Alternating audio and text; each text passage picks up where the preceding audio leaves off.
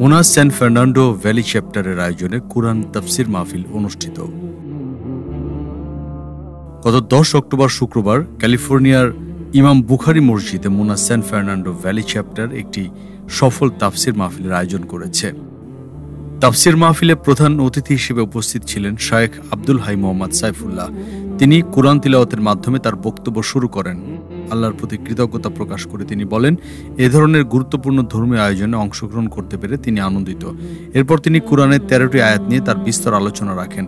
প্রধান অতিথির বক্তব্যের পর বিশেষ অতিথি হিসেবে উপস্থিত ছিলেন মুনা national assistant executive director Anisur Rahman Gazi. তিনি তার আলোচনায় বলেন, কুরআন হচ্ছে আলোর মতো। এটি রাসূল সাল্লাল্লাহু আলাইহি সাল্লামের উপর নাজিল করা হয়েছে যেন তার উম্মাহের মাধ্যমে আলোতে জীবন পরিচালনা করতে পারে।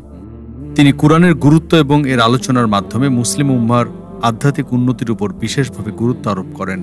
প্রসঙ্গত, মাহফিলে স্থানীয় নেতৃবৃন্দ, মুসল্লিরা এবং মুসলিম কমিউনিটির সদস্যরা অংশ নেন।